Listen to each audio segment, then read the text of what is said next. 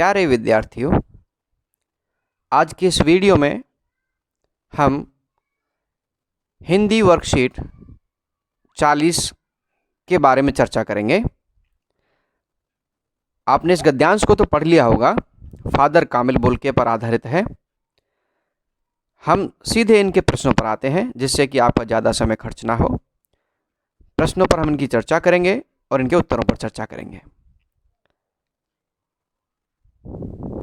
पहला प्रश्न है, लेखक को ऐसा क्यों लगता है कि फादर मन से सन्यासी नहीं थे?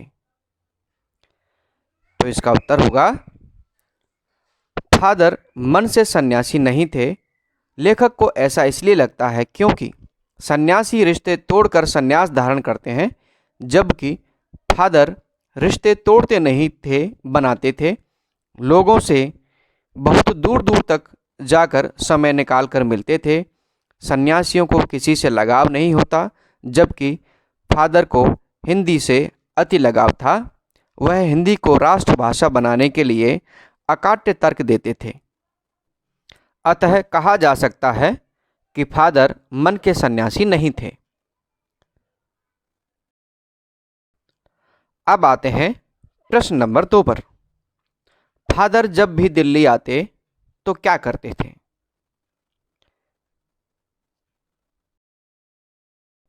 तो इसका उत्तर होगा, फादर जब भी दिल्ली आते वे लेखक से जरूर मिलते।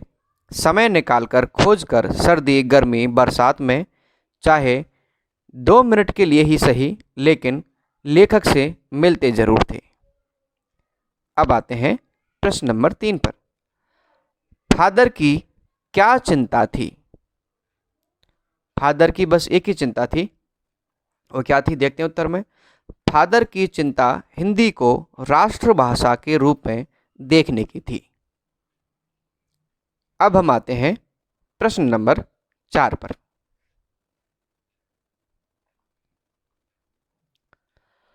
फादर किस बात पर झुंझलाते थे?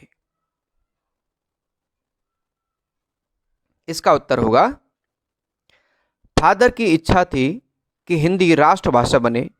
इसके लिए वे हर मंच पर चिंता व्यक्त करते थे।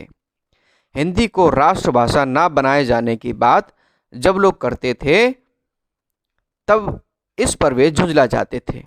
इस प्रश्न का उत्तर सीधा सीधा गद्यांश में नहीं है, हमें इसका उत्तर भाव को समझकर बनाना पड़ता है। अगला प्रश्न है 5वां। कुछ व्यक्तित्व ऐसे हुए हैं जिनका जन्म भारत में नहीं हुआ, किंतु उन्होंने भारतीय जनमानस को योगदान दिया है। ऐसे व्यक्तियों की सूची बनाकर उनके कार्यों और योगदानों को लिखिए। तो हमने कुछ विद्वानों और यानी कि कुछ सेवकों, जो समाज सेवक रहे हैं भारत में, उनके बारे में हम यहाँ बता रहे हैं। नंबर 1 है डॉक्टर जॉर्ज अब्राहम ग्रियर्सन, 1851 से 1941 तक।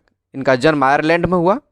डॉक्टर जॉर्ज अब्राहम ग्रियर्सन की शख्सियत और काम दोनों लाजवाब थे, जिन्होंने अंग्रेजों के शासनकाल में राज करने से ज़्यादा अपनी प्रजा के हित में मेहनत और निष्ठा से काम करने पर जोर दिया।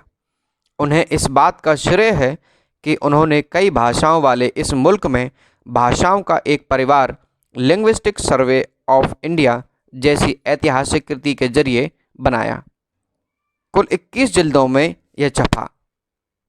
तो इस तरह से भाषा में इनका योगदान अतुलनीय रहा है। दूसरे हैं रोनाल्ड स्टुअर्ट मैकग्रेगोर, ये न्यूजीलैंड के थे। रोनाल्ड स्टुअर्ट मैकग्रेगोर सच्चे हिंदी प्रेमी थे। उन्होंने पश्चिमी दुनिया में हिंदी की अलख जगाई। 1964 से लेकर 1997 तक कैम्ब्रिज यूनिवर्सिटी में वह हिंदी पढ़ाते रहे। वह चोटी के भाषा विज्ञानी, व्याकरण के विद्वान, अनुवादक और हिंदी साहित्य के इतिहासकार थे। तो इन्होंने भी हिंदी के विकास में बहुत अधिक योगदान दिया। अब आते हैं तीसरे व्यक्ति जिन्होंने भारतीय जनमानस को अपना बड़ा योगदान दिया, C.F. एंड्रूज। 1871 से लेकर के 1940।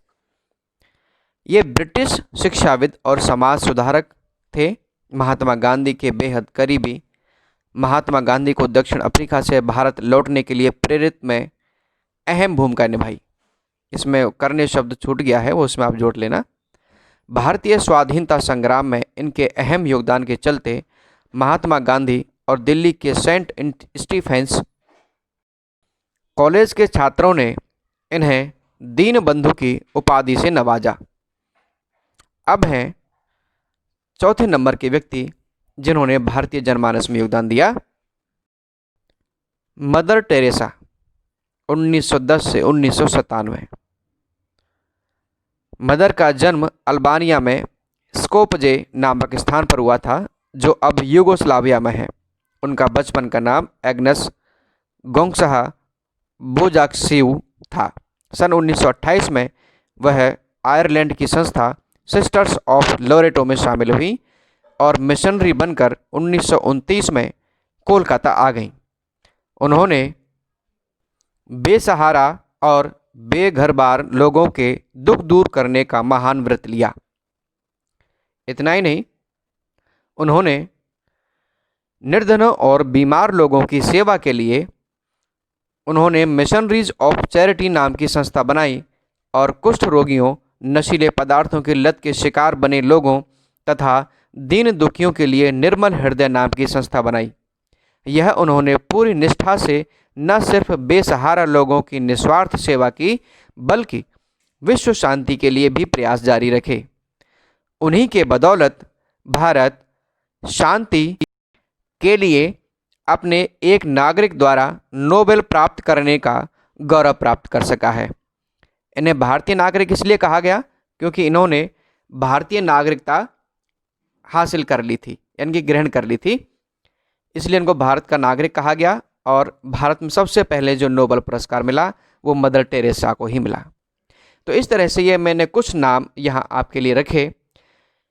आपको इंटरनेट पर बहुत सारे नाम और उनके योगदान के बारे में विवरण प्राप्त हो जाएगा, तो आप वहाँ से भी अध्ययन कर सकते हैं।